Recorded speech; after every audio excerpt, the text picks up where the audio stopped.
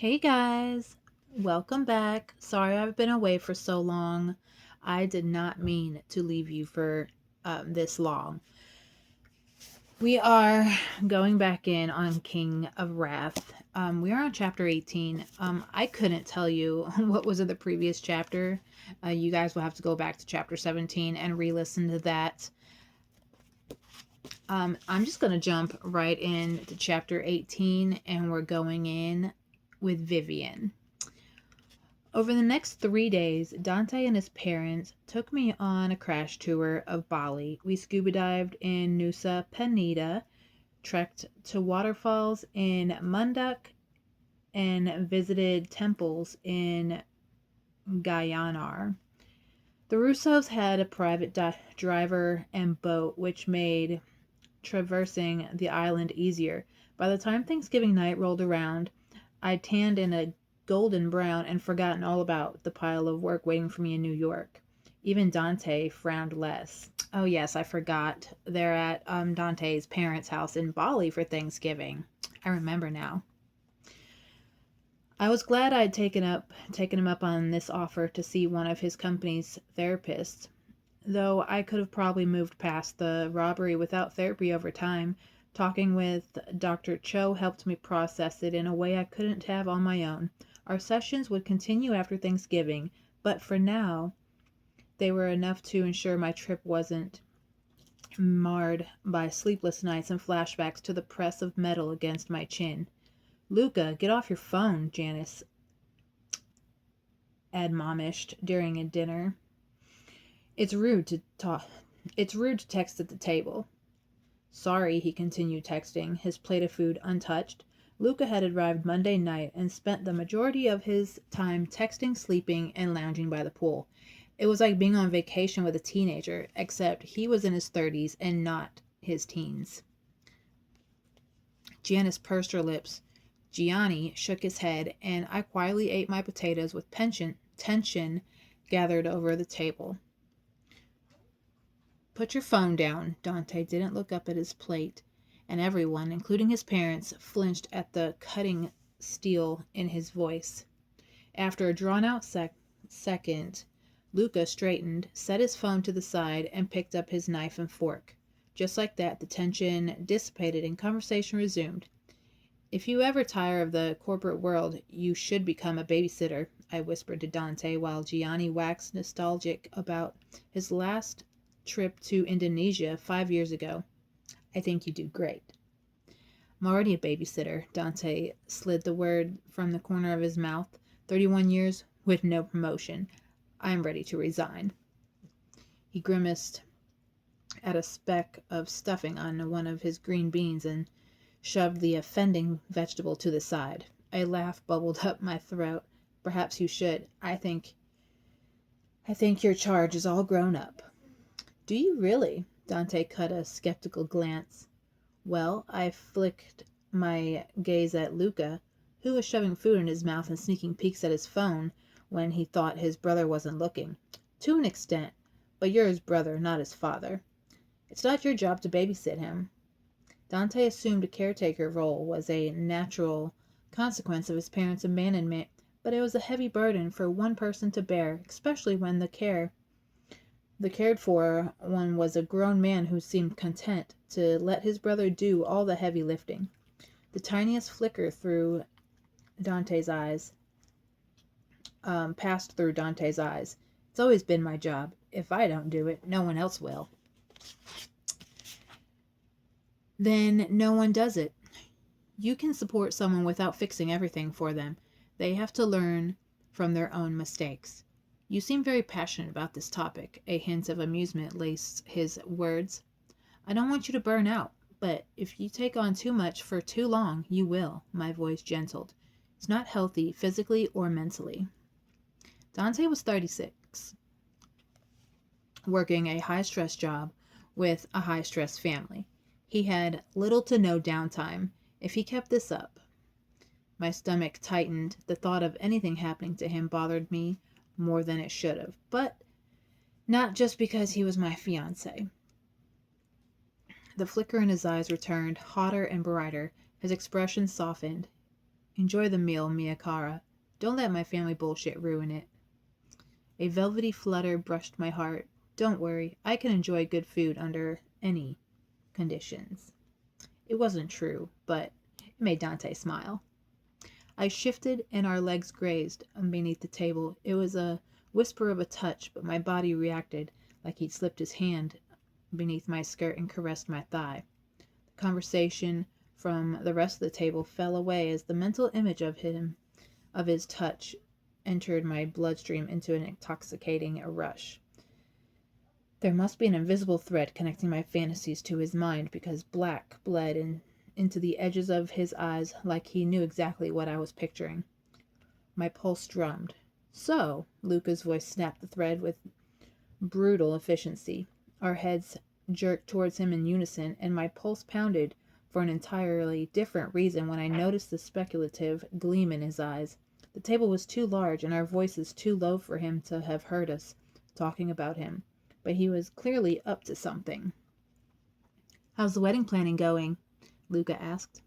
Fine, Dante said before I could answer. The softness was gone, replaced with his usual curt tone. Glad to hear. A young Russo took a bite of the turkey, chewed and swallowed before saying, You and Vivian should be getting along great. Dante's jaw hardened. Of course they're getting along great, Janice.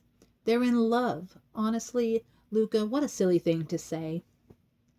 I pushed my food around my plate, suddenly uneasy.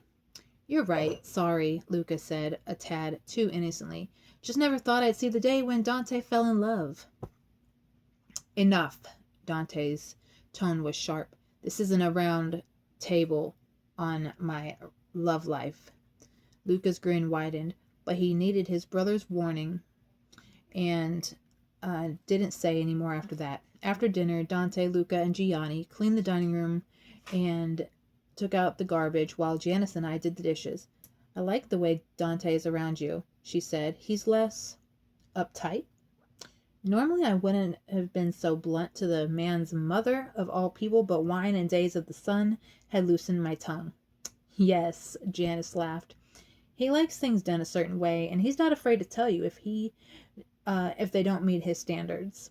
When he was a toddler, he tried feeding his broccoli with a bit of mashed potatoes in it. He threw the plate on the floor. $300 Wedgwood. Can you believe it? She shook her head. I didn't ask why she'd been serving a toddler food on Wedgwood china. Instead, I broached a more sensitive topic, one that's been weighing on my mind since my beach conversation with Dante. Was it hard saying goodbye to him and Luca? Her movement stilled for a split second. I see he's been talking to you about us. My bravado retreated in the face of a possible confrontation. Not that much. At the end of the day, Janice was Dante's mother. I didn't want to antagonize her. It's okay, darling. I know he's not my biggest fan. Truth be told, I'm not a great mother, and Gianni is not a great father. She said, matter-of-factly. It's why we left the boys in their grandfather's care. He gave them the stability and discipline we couldn't. She paused before continuing in softer voice. We tried. Gianni and I quit traveling and settled in Italy after I found out I was pregnant with Dante. We stayed there for 6 years, until after Luca was born. She ran a dirty dish under the water, her expression far off. It sounds bad, but those 6 years made me realize I wasn't cut out for domestic life. I hated staying in one place. I couldn't do anything right when it came to the boys. Gianni felt the same way. So we came to an agreement with Dante's grandfather. He became their legal guardian and moved them to New York. Gianni and I sold our farmhouse, and well, she gestured around the kitchen.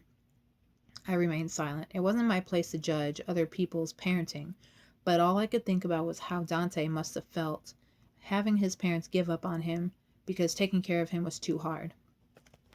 Then again, perhaps it was really for the best. Nothing good came from forcing someone to do something they didn't want to do.